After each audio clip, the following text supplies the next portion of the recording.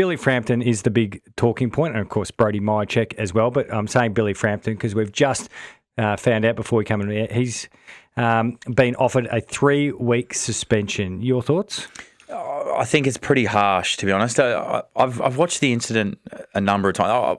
We'll start by saying, like, heart goes out to Brody Mihocek. Like, the injuries are such a hard part of the game, and to see what he has had to go through and the scary nature of it all, and hearing good things off the back of surgery and from a full recovery point of view. But if you break down the incident itself, I just don't know what else Billy Frampton was supposed to do. Like, Brody slipped and then was low, and then you think of trying to not take him high, not push him in the back. He kind of tried to stay in a position where he tried not, in my opinion, tried not to hurt him.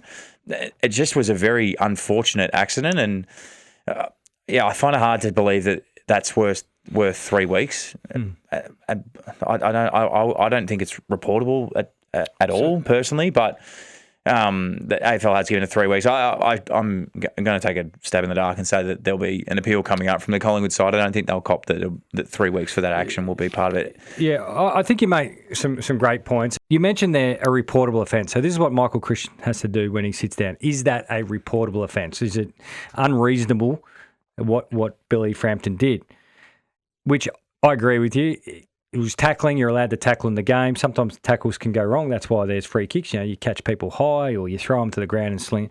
The other element he'll be looking at is, did he have a duty of care? Yeah, so that's the one that he's getting done by at the moment. Yeah, but also keep in mind,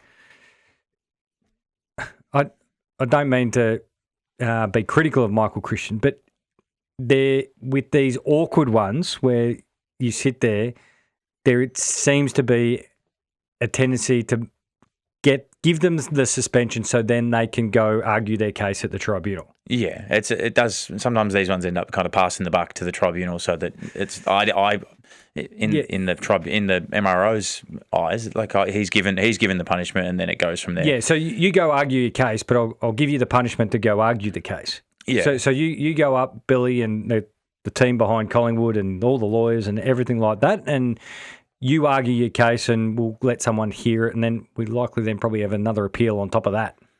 Yeah, it's the duty of care argument. It's just I can't for the life of me think the way that Billy tried to attempt to make that tackle. I just don't know what else he could have done. Like it was awkward all round. It was very awkward all round. Just from the angle that Brody came in, the way that he grabbed him, he had to try and not grab him high. He tried not to push him in the back. He's on his side trying to half roll him, and it's just been really awkward and tangled. And it'll be these ones are always really interesting to see where it goes. He's been given 3 weeks now, where the argument goes from here, where the tribunal, we don't even know if it's going to be a tribunal case. They might just take the 3 weeks. Who knows? Yeah, we never know, but we sort of expect Collingwood to argue this. And again, there is no, I guess, attitude from you and I that we're blaming Brody Mihocek in any of this. We're just discussing the action and how it looks so awkward, and it is an incredibly difficult one for Michael Christian, the tribunal, the MRO. My apologies, to decide. Well, what do I make of it? Well, there's like, if you look at tackles of this nature where someone has landed on their neck in every other game in footy, and there's no outcome. So to take away Brody's got a broken neck and he's in hospital, he's got to get surgery. If someone just rolls over and very similar action, just gets it slightly better and rolls over it, there's no argument. So that's the bit that I just find them really hard to judge on. And this argument happens all the time through footy. Is it the action or the outcome? It's often the outcome that decides all of these things. Well, because the outcome is part of his column. Rubric. Yeah, good word. Well done. Because it has to be severe. That's as severe as it gets, which then just elevates all the weeks. Let's get to our callers. Sam's up first. Good evening, Sam. Yeah, good evening. Actually happened right in front of me. I was actually at the game. And Mihocek was actually trying to break through the tackle as he was picking up the ball. And so Frampton didn't want to actually infringe on him, and he got the free kick. The umpire gave him holding the ball. And no Melbourne player came in to remonstrate, and it was actually Frampton put the ball down and asked the umpire to call the stretcher. He actually stopped play. Frampton stopped play.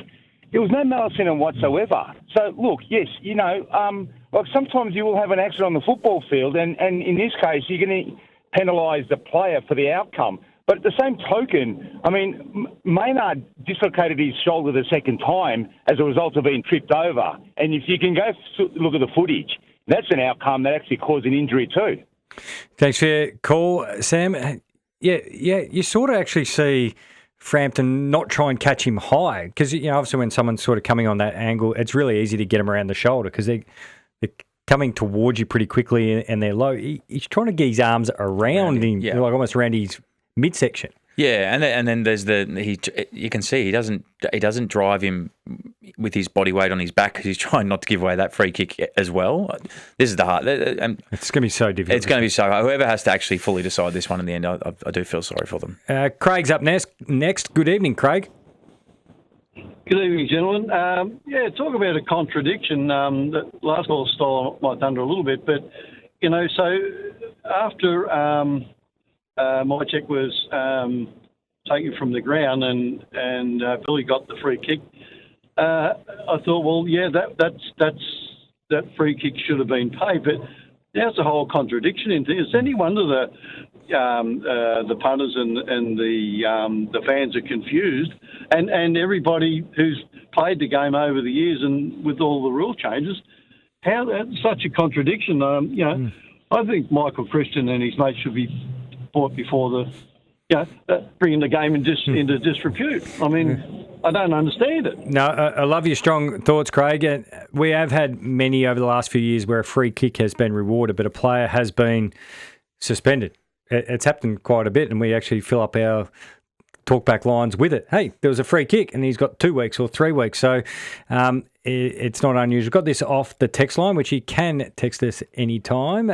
Hey, boys, Mihocek put his head down looking for a free kick. Players do this all the time. So when I looked at, the comments and the feedback online, social media, news sites, in the lead up to this show, it was really split. There was people who go 3+, and there was people like, the game's gone. Like, what can you do? So let's keep getting to our calls. They're really queuing up. Sebastian's up next. Good evening, Sebastian. G'day, Jimmy. G'day, Sam. How are you? Great, thanks. Jimmy, look, there was no malice in it. It reminds me of, you've had a couple of drinks with a mate and he falls over. He's a little bit uneasy on his feet. You try and grab him and someone gets hurt. Unfortunately, there's just... Do you know what I'm saying? Yeah, I know where you're going. And I think we all agree that there was no malice in it and it was just really awkward. It's a really unfortunate one in the game. And if we take this just down a slightly different route, we're not arguing that if someone does drive someone's head into the turf and makes a really dangerous action, I think that is suspendable. Correct. The argument here is I'm not sure what else Billy could have done. There was no double action. There was no excessive driving. There's nothing that for me sits there and goes, that was purposeful. Well, let's come in from the other way. What did they expect him to do? Was it to throw the arms up and not make the tackle, maybe? I don't know. Or let go somewhere? Like, I'm just trying to map our way through it.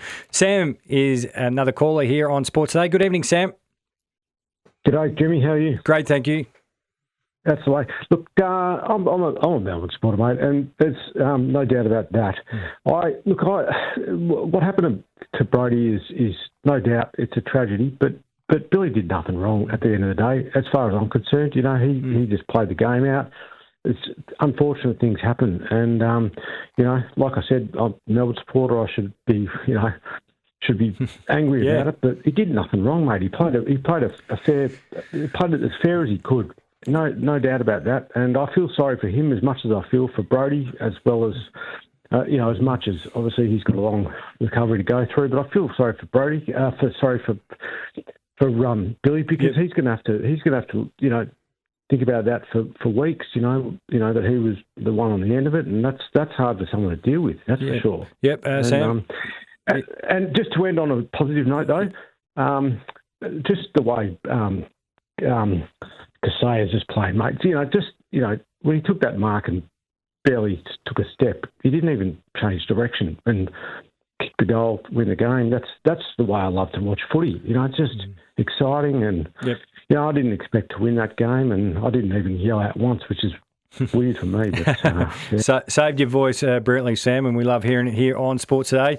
We've got another one off the text line. Hey, Jimmy, the same thing happened to James Sicily when he got weeks for the same sort of tackle. I remember that. Remember it was one of the first sling dumping tackles that they called it, but a player actually came underneath between the player who was tackling and James Sicily, so it actually sent him backwards. I don't remember that. I'll bring it up during the break. But before we get the break, let's get to Dean, who wants to talk about Billy Frampton. Good evening, Dean. G'day, gents. Love the show. I had a really good look at what actually happened, and even if you break it down in slow motion, as many have said, there was never any ill intent of Frampton to cause any impact to Mihocek. So how he can be found guilty or lose games as a result of it, I'll never know. And if you go, I'm older than you guys, but if you go back to the 70s, there was an incident with Neil Saxey and Kerry O'Keefe from Fitzroy. And if we're going to start judging and impeding, the implications based on impact, then you're looking through the wrong lens, because things can happen just by mistake, just by accident. No, well said. Cookie's up next. Good evening, Cookie. G'day, buddy. How you going? Good, thank you. Mate, two things. One, with this young bloke going down and busting his neck and whatever, luckily Neil was watching over him, so the spirit of Neil lives on, mate. Yeah. But hopefully their insurance, Zurich, might come to the party on this one. Let's see how it goes. Ooh. I'll tell you what, mate, if they forfeit on this one, I'd be giving them the Khyber myself. Yeah, well, we don't. Yeah, we don't know whether the individual player is insured by Zurich. I know they're a club sponsor. It'd be like the equivalent of me driving any car I want and not having to drive a Ford down at Geelong. Second thing is, what about next year? Just something way down the track, 12 months. How about we get an ice carving? Oh, yeah, I know where you're going. Yeah, like a statue. Yeah, like an ice statue. Exactly, of Neil to be put up there with the thing. So cost them whatever bucks to enter, make their statue, and it gets put up there. And there's Neil in the ice himself. It's not a bad idea. I love it, but don't cost it out through a council or a union here. It might cost us a bit more than we expect, but I love the idea, Cookie. Les is up next. Good evening, Les. G'day, fellas. Just on the Hobart Stadium, I think it's about time the AFL showed some humility, and so they got it wrong. They've been happy for years to have matches at York Park, matches at Bellarive Oval, Ballarat and Bunbury and Alice. So how about they give the Tasmanians a licence and forget this whole idea of the stadium, which is just going to send Tasmania broke? Yeah, good strong points, Les. They tied, of course, their licence to a roof stadium, and they've almost put it back on the clubs to say no. Pretty clever work by the AFL. Put it on the clubs. You tell them no. We said here you can do it if this goes ahead. Yeah, the part of the reason with the roof is I guarantee it'll be tougher to get players down there if there's not a roof, in my opinion. There's an element too, and not that I'm agreeing with it, but this is part of the case why you need a roof stadium, that you need to activate something 365 days a year, like sort of what Marvel is doing at the moment with concerts and dirt bikes and cricket and all sorts of stuff, that it becomes a greater economic source than just being used, because if they share some games in the north of states, they call it 6 games a year. So, like, it's a very expensive thing to have for 6 games a year. So that's why they're trying to push for a roofed stadium. That's for Tasmanians to decide. And then, of course, the AFL clubs. Len's up next. Good evening, Len. Good evening, guys. With Mihocek, I mean, the game's that fast now. Once you get your momentum going, it's pretty hard to pull out of something like that, would you think?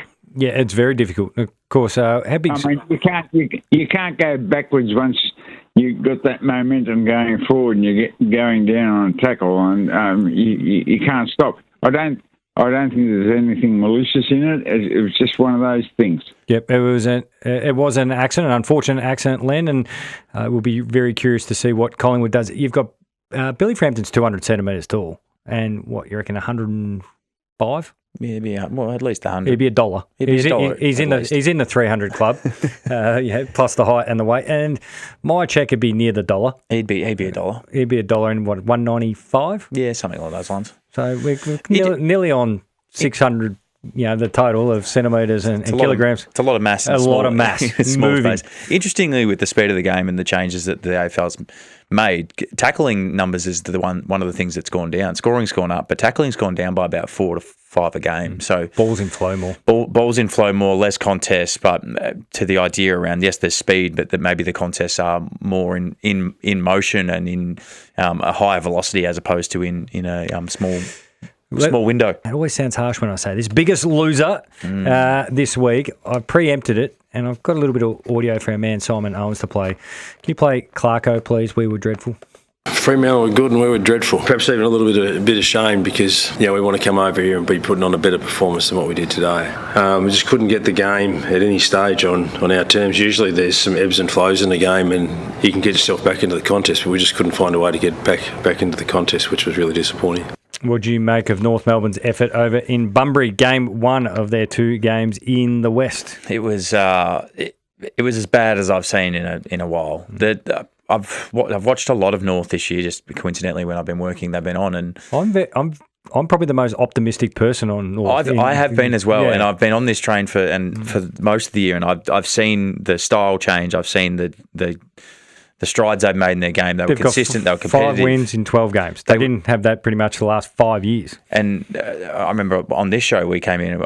I gave them a mulligan after the Adelaide game. They were pretty dreadful, and we both sat in here and were like, "Oh, we'll just give them this is their first one for the year that they aren't competitive and they looked really poor, disjointed, disconnected on defence." But I said, "All right, let's give them a week off." Then the week after they beat Gold Coast in a thriller. But then watching on it's 2 things. One, it showed you how far they are off the genuine competing sides. Yeah, they're the best side in the game at the moment. Like Freo are the best in the game at the moment, and North might be, if things go their way in the back half of the year, they might scrape into the 10. But it shows you the gulf that's going to be between 1 and 2 and 10. But there's just alarming signs in terms of the way they played, and they got smashed at contests. Their clearance was terrible. Their defense was embarrassing. They're watching Luke Ryan just wander around in back 50. He just wandered and and bounced the ball 5 times and then got bored and then just ran up the middle of the ground. He actually got bored and went, "Oh, here, Judd McPhee, can you do something with it? I'm over this." It just showed. It showed to me how, and you can get into a level of when you get 19 goals kicked on you in a row and you don't kick a goal from 5 minutes into the second quarter, there's a level of helplessness that goes into you as a player, and they were clearly well below their standards. But watching the way they were defending, and Freo just pulled them apart everywhere. They just made the ground as big as they could. They were painting the wings, painting the back fences, and just their players were just doing as they pleased. And there was multiple times where there'd be a contest on the wing and Switkowski would be next to someone, and then all of a sudden Switkowski is inside 50 all by himself. Or Frederick's at that contest and he's inside 50 by himself. And it was just it was as bad as it gets. And the great thing about footy is you get another week, and there's going to be a lot of eyes on North this week because there's always eyes on you when you perform like that, and there's going to be you'd hope there's going to be a response for them. Yeah, and they play all the teams that we hope that they've separated from in the next 4 weeks. They've got Port Adelaide, Essendon, Richmond, and and of course West Coast this week. I'm pretty sure that's their fixture. Yeah, West Coast there. Yeah, not in that order, but they've got that group, and we hope that they've risen to the top of that group. Well, that's the sentiment that we've had for the whole year. They're competitive with the teams above them, but they're better than the teams below. Your biggest winner, is it the Adelaide Crowbars way back on Thursday night? Yeah, it's you got to cast your mind back a little bit. It feels like a week ago, but massive win. There's a bit of a storyline going on around Adelaide at the moment that I think everyone's not really taking much notice of. Their whole year they've been defensively really strong, but they just haven't been able to move the ball. That part of their game is slowly shifting. Their defense is holding them in games, but the rest of their game is slowly evolving, and they put in some good weeks over the last month, and I think they're going a bit under the radar in terms of where their year is placed at the moment. They were minor premiers last year. They got high talent. They're a good footy side. They've had a sluggish start to the year, and I think they're just getting going. I think they're going to make a good run at the back end of the year. Just quickly before we let you go, umpire contact seems a little bit of a crackdown. If you can't get in behind the umpire, they have been warned, all the players, but I think there's going to be some big fines handed out. Yeah, they were warned a few weeks ago. I remember there was something come out from AFL House maybe 2 or 3 weeks ago saying if you line up behind the umpire, it's going to be a free kick, and we're going to pay it from.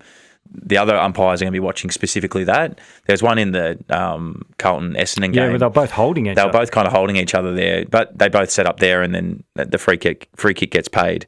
But yeah, I think it sucks when you're watching as a fan for that part of it. But I think anything that can protect our umpires is going to be a good thing. So I'm not against the fines and making the players not set up there or have contact with them. It's not that hard to change when it comes down to it. You're always a good thing on this show. You're the Monday expert and the Tuesday expert. Sam Docherty, we appreciate your time. Thanks, Jim. See you next week.